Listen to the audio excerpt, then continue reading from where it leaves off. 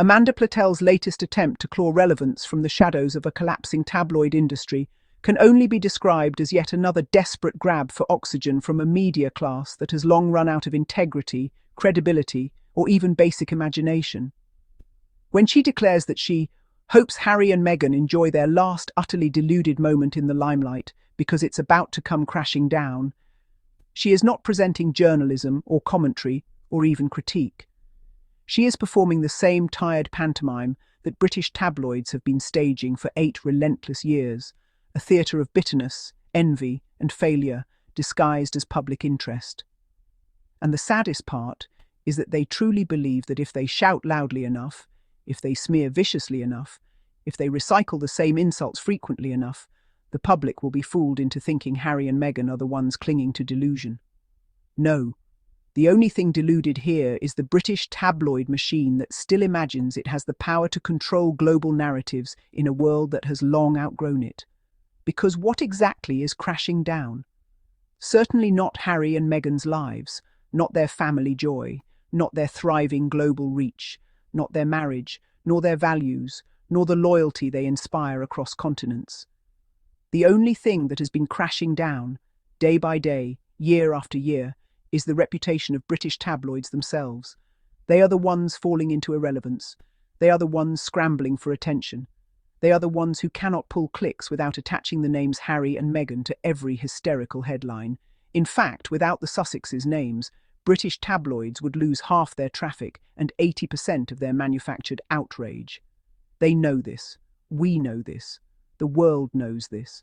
And yet here they are, still pretending that they are the arbiters of what counts as success, fame, influence, or public affection. The truth is simple. The British tabloids are addicted to Harry and Meghan because they cannot survive without exploiting them. Full stop. Amanda Platell's article is nothing more than the latest exhibit in this museum of hypocrisy. She writes with false authority, pretending she possesses some secret insight into Harry and Meghan's future, as though the universe has handed her exclusive access to destiny in exchange for printing spite. She throws around words like deluded to describe the Sussexes, but the only delusion that exists is the belief that the public is still hanging on every tabloid word printed about the couple. That era is long gone. The world has moved on. People no longer look to the Daily Mail for truth.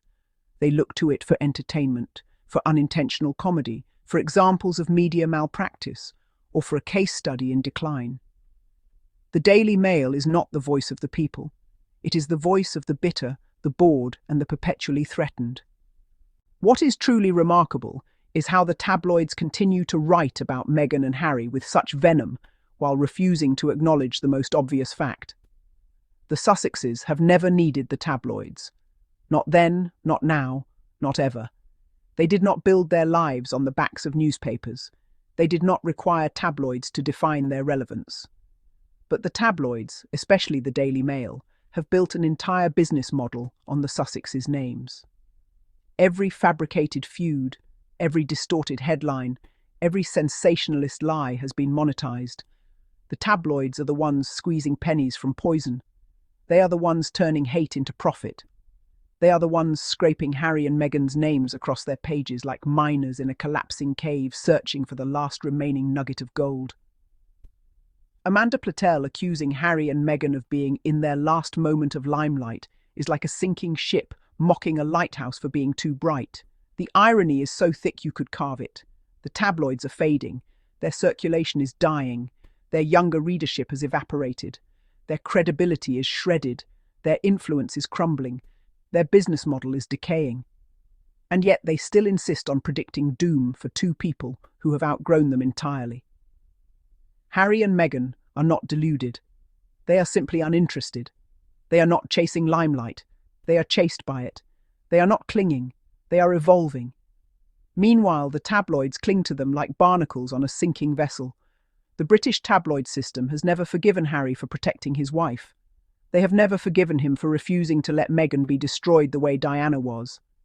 They have never forgiven him for choosing peace over tradition, mental health over royal silence, and truth over compliance. And more importantly, they cannot accept that Meghan Sussex, a biracial American woman who built her own career from the ground up, refused to bow before their racist, misogynistic, classist expectations. The tabloids wanted Meghan to be a punching bag. She chose to be a powerhouse instead. They wanted her to shrink. She rose. They wanted her to be silent. She spoke. They wanted her to crumble. She built. They wanted her to disappear. She became unavoidable, and this enrages them more than anything else. Amanda Platell's faux prophecy of doom is not about Harry and Meghan's future. It is about the tabloids' fear. Fear that their hate campaigns have failed. Fear that their audiences are laughing at them. Fear that the world has sided with Harry and Meghan. Fear that every desperate article exposes their irrelevance, their obsession, their bitterness. Fear that no matter how many times they scream, crashing down, nothing crashes except their own credibility. Look closely at Platell's headline. It is not journalism. It is a cry for attention. It is the gasp of someone who knows the public has stopped caring, so she must resort to provocation. When she writes, it is not with insight, but with insecurity. Her entire argument is built not on fact, but on fury. She must paint Harry and Meghan as delusional because she cannot accept her own industry's delusion. She must declare their limelight over because she cannot accept that the tabloids' era is over. She must predict a crash because she refuses to admit that tabloids have already crashed. They just haven't noticed the rubble they're sitting in. The British tabloids thrive on recycling three narratives about Harry and Meghan: doom, delusion, and downfall. These narratives are repeated because they rely on fantasy, not reality. In reality, Harry and Meghan continue to thrive, build, work, grow, and inspire. They launch businesses that sell out. They build philanthropic impact that spans continents. They raise two beautiful children far from the toxicity of the UK media sphere. They live in peace instead of performative chaos. And most importantly, they have rebuilt their lives far away from the control of an institution that prioritized public image over personal well-being. The tabloids hate this. They hate that Harry left. They hate that Meghan refused to be controlled. They hate that the couple is living a happier, healthier, freer life without needing royal approval or tabloid validation. They hate that the Sussexes are no longer accessible, no longer manipulable, no longer available for exploitation. So they retaliate with delusion masquerading as headlines. It is the tabloids, not Harry and Meghan, who live in a fantasy world. A world where they still believe they can declare whose limelight counts. A world where they still imagine their headlines define reality. A world where they pretend the global public still hangs on their every word. A world where they think their articles shape the Sussexes' lives rather than expose their own obsession.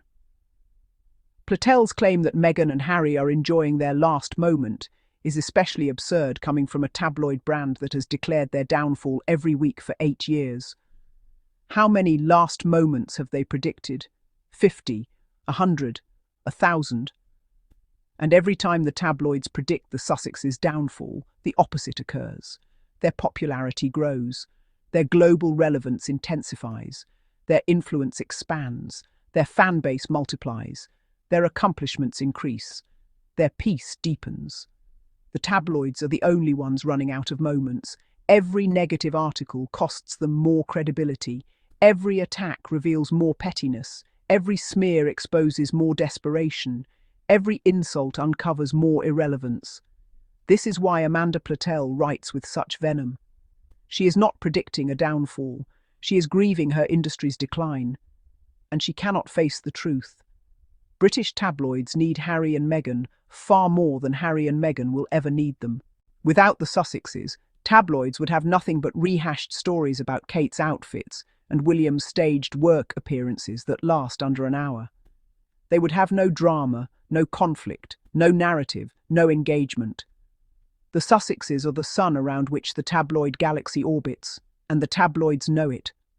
That is why they continue to exploit their names, faces, stories, marriages, and even their children, shamelessly and ruthlessly, without remorse or decency. They use Prince Harry and Princess Meghan Sussex to manufacture clicks because they cannot generate interest through integrity. Platell's attempt to dismiss the Sussexes as deluded is merely the latest example of the tabloids projecting their own downfall onto others. They are the ones deluded. They are the ones blinded by arrogance. They are the ones living in a fantasy where hate sells forever. They are the ones pretending that Meghan and Harry's lives revolve around tabloid approval. They are the ones imagining that the Sussexes' global relevance depends on the whims of bitter columnists. But the world has changed. The public has changed. Media consumption has changed. People now see through the manipulation, the racism, the obsession, the pattern. People understand that the tabloids need villains to survive. People watch as every anti-Sussex article exposes more about the writer than the subject. People recognise that the British media's treatment of Harry and Meghan is rooted in resentment, not reporting. Amanda Platell's words are not powerful. They are predictable. They are not insightful. They are insecure. They are not prophetic. They are performative, and they are not original. They are recycled from every other anti-Sussex writer who has tried and failed to diminish two people who simply refuse to play the tabloid game. The truth is clear. Harry and Meghan's limelight is not ending. The tabloids' limelight is. Their business model is collapsing. Their ethics are non-existent. Their influence is fading. Their readership is shrinking. Their credibility is dead. Their tactics are exposed. Their desperation is showing. And their future is bleak. So when Amanda Platell writes her headline filled with recycled venom, hoping Harry and Meghan enjoy their last utterly deluded moment in the limelight because it's about to come crashing down, she is not predicting reality. She is confessing her fears. The only thing crashing down is the collapsing tower of British tabloid journalism. And it is crashing because it spent too long building its staircase to success on the backs of Prince Harry and Princess Meghan Sussex. Two people who no longer acknowledge its existence, need its validation, or participate in its fantasy. This is not Harry and Meghan's last moment. It is the tabloid's last warning. And that wraps our daily diaries updates. Harry and Meghan. Always keep the world talking. And if you enjoy this update, do not forget to like, share, subscribe. And for more royalty served with honesty, just right here on Daily Diaries Friday. Till next time, stay kind, stay curious, and keep shining. See you next time with more royal news and good vibe. Bye bye.